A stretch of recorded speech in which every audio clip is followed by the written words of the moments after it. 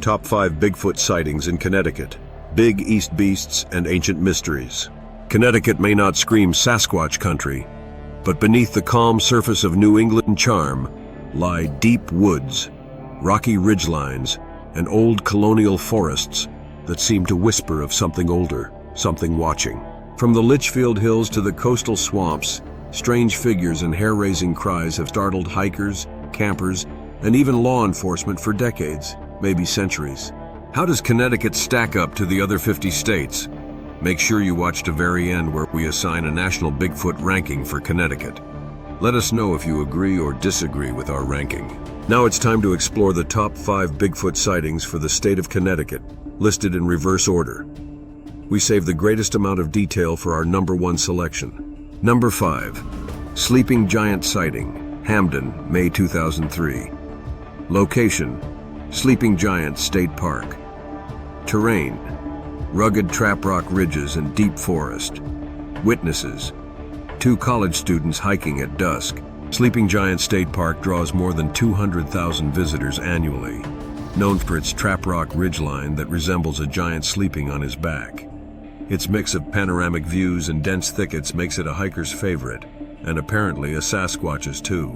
Around 7:30 p.m., 2 Quinnipiac University students heard rhythmic crashing sounds off-trail as they hiked near the tower path. They spotted a tall, dark figure, estimated at over 7 feet, dart between trees. One witness claimed to hear a deep, guttural chuff before the figure vanished down a steep embankment. Number 4. Barkhamsted Beast, October 1972. Location: Peoples State Forest, Barkhamsted. Terrain: hardwood forest, ridges, and river valleys. Witnesses: retired forest ranger and his dog. Weather: cold, foggy dawn. Peoples State Forest welcomes roughly 80,000 visitors annually, popular for its fall foliage, trout fishing, and Appalachian-like terrain. Rangers still whisper about something big roaming the woods when the tourists go home. While checking the Riverton Road area before sunrise, a retired ranger heard loud snapping branches. His dog, usually fearless, froze and whimpered. From across a small ravine, the ranger saw a massive silhouette, a bear on 2 legs, walking with a heavy gait. He later discovered an 18-inch footprint in soft earth. Number 3. The Glastonbury Growler, February 2017. Location: Meshomazic State Forest. Terrain: dense pine forest and rocky outcroppings. Witnesses: 3 hunters. Weather: snowstorm near whiteout. Meshomazic State Forest is Connecticut's first state forest and receives approximately 60,000 visitors annually, offering rugged terrain, remote trails, and isolation that can feel otherworldly in winter. Deep in the 9,000-acre Meshomazic, 3 hunters taking shelter from a snow squall heard an echoing howl, unlike coyote or bear. As they packed to leave, one turned and saw a shoulder-high shape covered in gray hair crossing a clearing. It moved in total silence despite deep snow.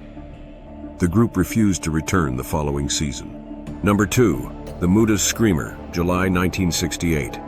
Location: near Moodus State Park, East Haddam. Terrain: swamps, thickets, and old native trails. Witnesses: 4 teenagers on a midnight dare. Weather: hot, humid summer night. Moodus State Park only draws around 25,000 visitors per year, but it holds deep mystery. The name Moodus is native Mohegan for placed bad noises, and locals have long tied the eerie sounds to spirits, or something more solid and furred.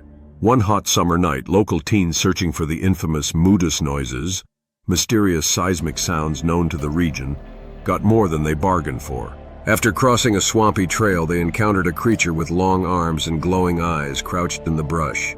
It stood, let out a high-pitched scream, and fled. One teen fainted. Number 1. The Litchfield Phantom, November 1981. Location: Mohawk State Forest, Cornwall. Terrain: mountain slopes, thick hemlock stands. Witnesses: park maintenance worker. Mohawk State Forest brings in around 50,000 visitors each year, popular with fall hikers and snowshoers. Quiet, steep, and often cloaked in mist, it's the kind of place where a legend could thrive, undisturbed and unnoticed. During routine trail clearing before the winter shutdown, a veteran state worker noticed a tall, dark figure on a side trail near Mohawk Pond. Believing it to be a late-season hiker or possibly a poacher, he called out. The figure turned, revealing a broad, flat face covered in reddish-black hair, deep-set eyes, and a mouth too wide. What disturbed him most was the lack of fear. The creature paused, locked eyes, then turned and crashed into the woods, covering uneven ground with impossible speed. A trail marker was later found twisted and snapped, nearly 8 feet off the ground. Media coverage. In the days following, the Waterbury Republican-American ran a short piece titled "Something Hairy in Mohawk," quoting anonymous sources and referencing an unusual disturbance in the forest. No photos or physical evidence were provided. Local AM radio station WZBG 97.3 mentioned it during their Litchfield Mysteries segment the next week, giving the incident a bump in regional curiosity. The sighting was also briefly noted in a 1983 article in Yankee magazine that explored strange happenings in the Berkshires, though details were sparse. Follow-up sightings. Over the next decade, at least 3 unofficial reports surfaced from hunters and hikers describing large upright creatures or strange howls in the same region, particularly near Cunningham Tower and the Red Blaze Trail. In 1994, a camper filed a report with the Northeast Sasquatch Researchers Alliance claiming he saw a silhouette bigger than a bear walking on 2 legs during a foggy dawn. Local lore today. Though not as famous as legends in Oregon or Washington, the Litchfield Phantom has become part of local folklore. Park rangers have been known to reference it jokingly during tours, and some visitors leave offerings, beef jerky, apples, near certain rock formations, just in case. Connecticut's Bigfoot national ranking numbered 34 out of 50, with its frequent but intense sightings in remote forest pockets.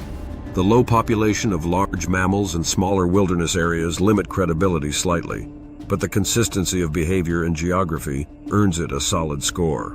Hit subscribe to follow this channel as we track Bigfoot and other weird and wacky happenings across the United States. Do you believe your region or town deserves a top rating? Or have you had an unusual encounter in the woods you can't explain? Does Bigfoot still exist, or is he simply a product of overactive imaginations? Please leave a comment in the comment section. We would love to hear from you.